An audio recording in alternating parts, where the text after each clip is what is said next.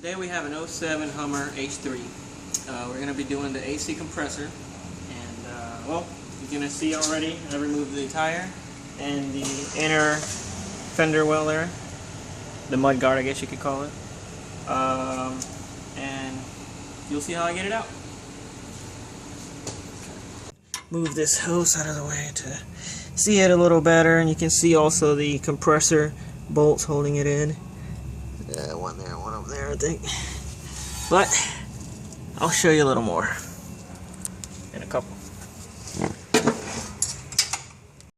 The way I got those bolts is I used an extension and a swivel, and I snuck it through here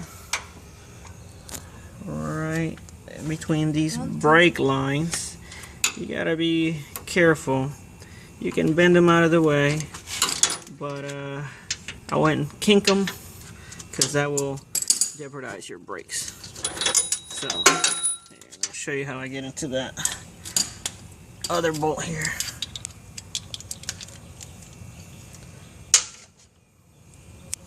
Alright, let's move that hose out of the way, and you see that is right on it. And I'll just go ahead and use my gun.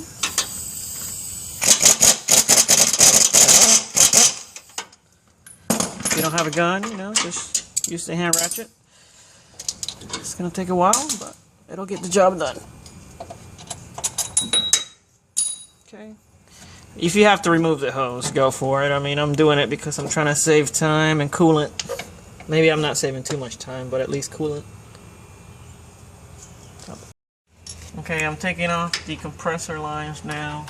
I'm doing it with a wrench, a 13mm, or it should be a 13mm. You may be able to get in there with a swivel, or you might have to do it like I am. There's one line, and the other one's back there. You can. There's that. Okay, lines are off. Also, you gotta take this wire that goes through this, and obviously the compressor, you know, wire, and got the bolt out already. Okay, here I'm gonna show you how to remove the belt. Here's the belt tensioner, and I got a 3/8 ratchet, pretty big one, so I can go ahead and pull on it, make it go down, and the belt's loosened. Let me a second.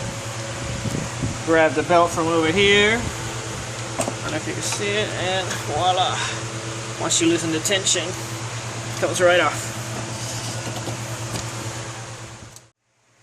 Okay, now we're taking off the fan shroud and fan so the compressor can come out. Gotta take these hoses off right here. Upper radiator hose.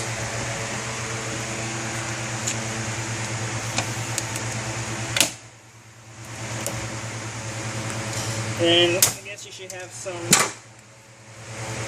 what's it called, a pan under the car to catch all the fluid. Unless you drained it already, which I should be telling you to. Pull this off of there. As you can see, I didn't drain my coolant.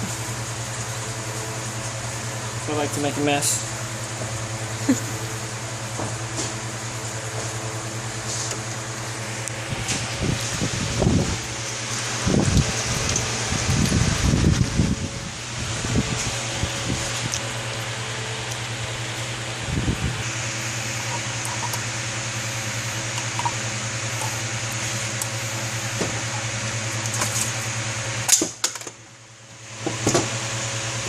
Okay, there's a bolt here holding this line up. Oh, got it.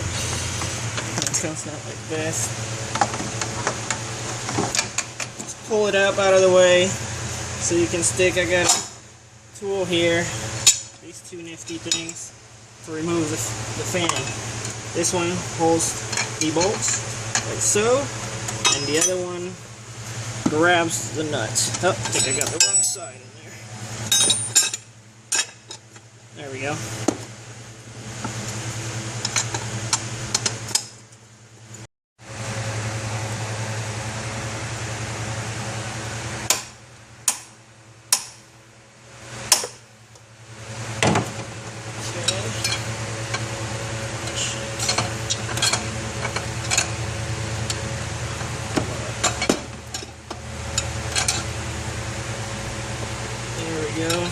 permanently loose, I can hand do it now.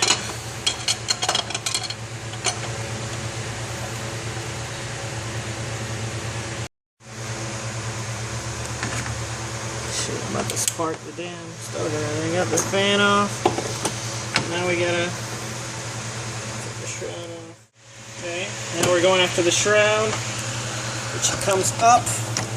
You hit this tab right here towards the outside and upwards. There it is. See the tab? Pull it towards the outside and up and pull up.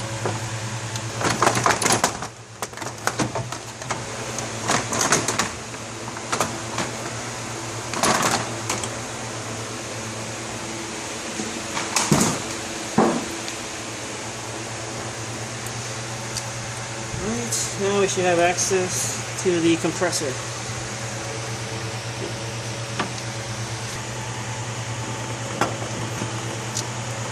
Be careful not to hit the radiator on the way out or on the way up or anything. And there she is. Just had a baby.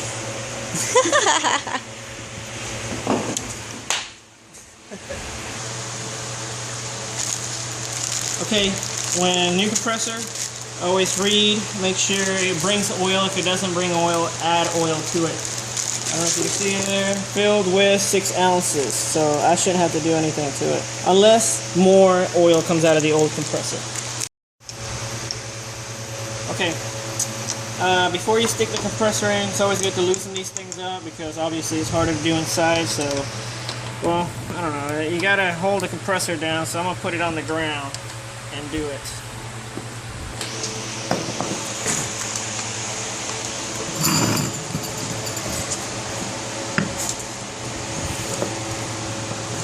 These are actually pretty tough, as you can tell. Probably heard it snap. And if you put it on a vise, it'd probably help you. I'm just lazy. Alright, now you know why I do that outside. But I still leave the caps on because they protect you from getting debris while you're installing. Leave those on until you are ready to put the lines on. Alright. Compressor.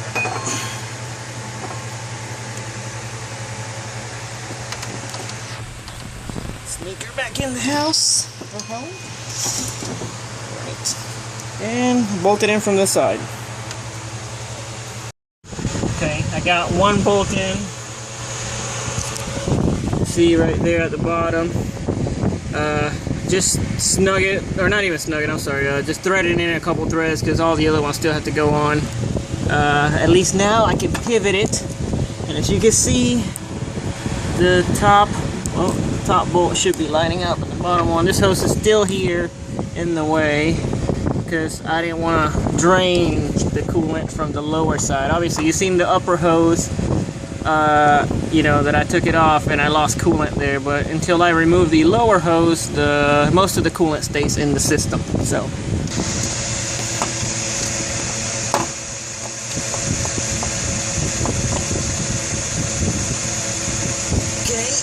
more bolts, which goes on top.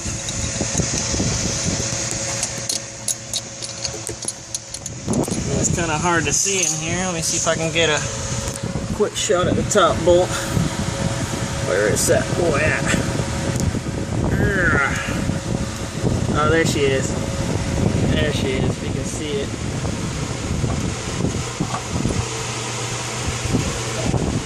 Just tighten them up and put the lines on afterwards. Alright, here using the magic again. You don't want to super tighten them, or at least not the first one, because you still got to snug the other ones. Once they're all snug, then you can hit it and tighten the hell out of it. I'm trying to see.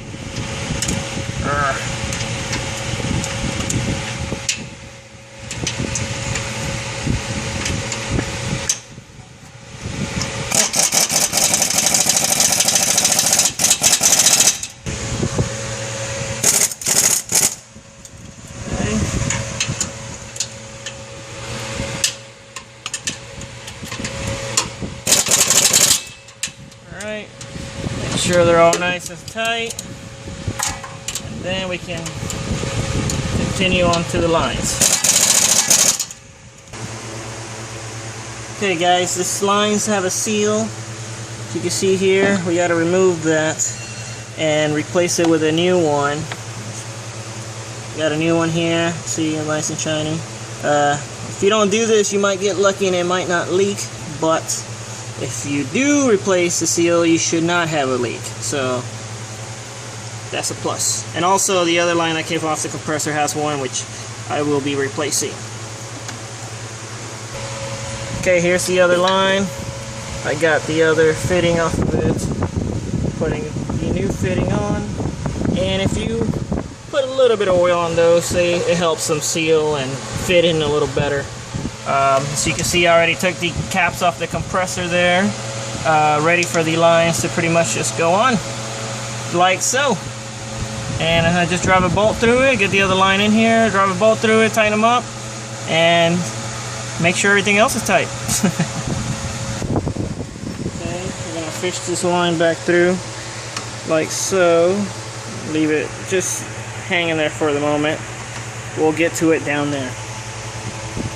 Okay guys, I just finished tightening up the lines to the compressor. Now I want to plug it in. Don't want to forget that part, because you might have to retake all this off just to plug in a simple plug. Something that could be very annoying.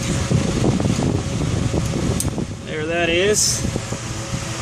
And I'm actually noticing this one doesn't have the place for the old clip. So that's aftermarket for you. Okay, compressor's in, as you can see down here in the bottom corner. Nice new shiny pulley. Now it's time for the belt.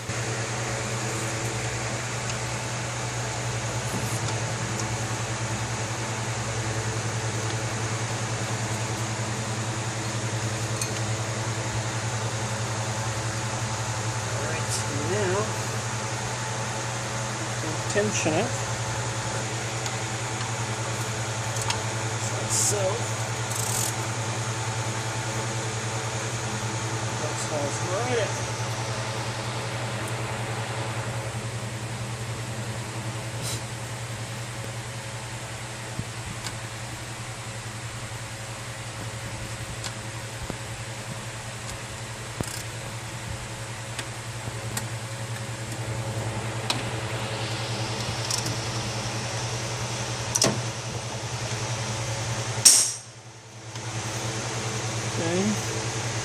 So on.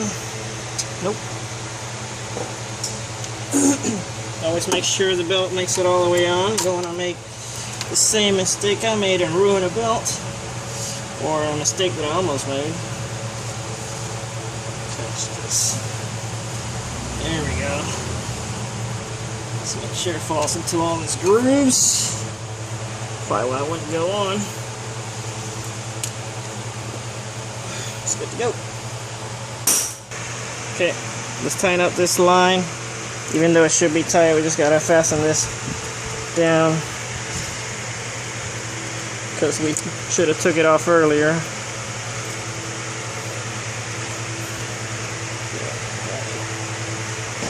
Yeah, good idea. 10 millimeter should be the bolt head size that you need here. Well, you should know that when you took it off. Okay, we're putting the shroud on now since the belt's on it. Go ahead and put the fan, don't forget about it when you're putting the shroud in. They both go on together as a duo. An annoying duo.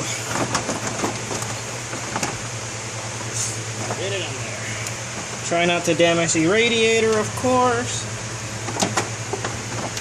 Be gentle but rough.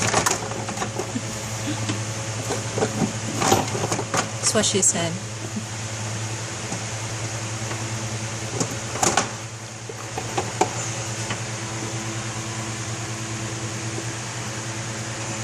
There we go, trying to put the fan on. That's how I start it right there. As you can see, this goes on. You just got to make sure it lines up. You don't want to cross thread it, or you shouldn't have to force it. It should just just like I'm doing it now, it should go on, unless it's really rusty or something crazy.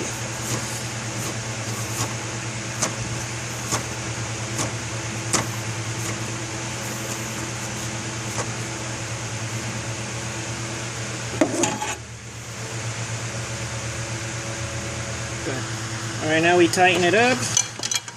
We have the tool to hold the pulley down. Put the other tool to tighten up.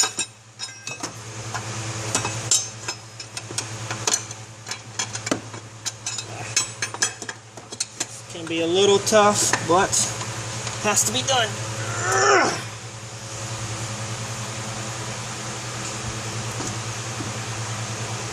And I also, there we go, that should secure that fan on there. And if you haven't done so already, make sure the shroud is clipped in and fastened and ready to go. Okay guys, didn't mention this before, I don't know why. This tab here removes the lower half of the shroud, and that way the fan can stay on there and you can just remove the shroud. That makes life a little easier, but at the same time I feel like that part of the shroud, removing it and putting it on, sometimes can be a pain, so I just leave it on.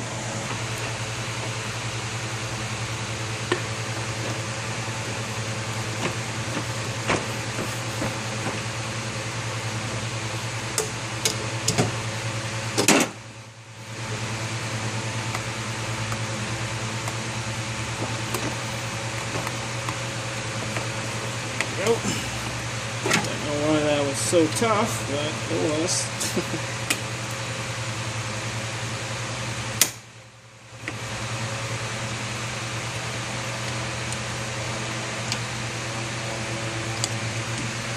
Okay.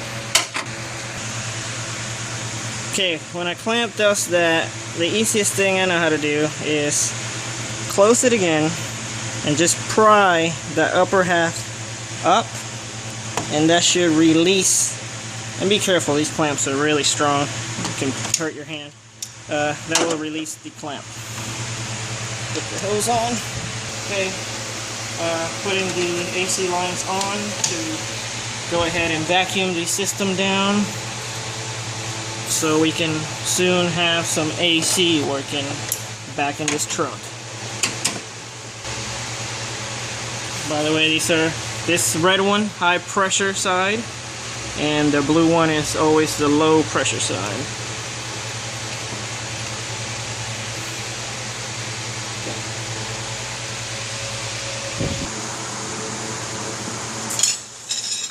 Okay, this is the vacuum pump, which I use to vacuum out all the moisture and contaminations out of the AC system. Open up the low side, and if you want to open up the high side too, just to go ahead and get both of those readings down to 0. So you can see there's still a little bit, that's old Freon I had in the gauges. There we go, see it hitting 0. Sorry, the glare. There it is. And you want that thing to go down as close as 30 as possible. So we're going to leave it on for a while, 30 minutes. Any car that has had an AC system not working for longer than 3 months or more, I would do for a longer period of time, but 30 minutes usually does okay. Here I am putting in the inner fender well, or the mud guard.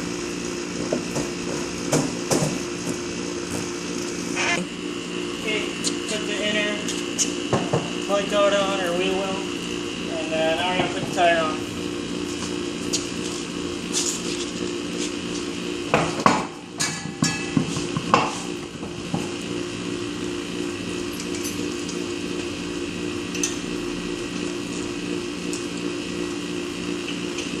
And here I have a nifty tool.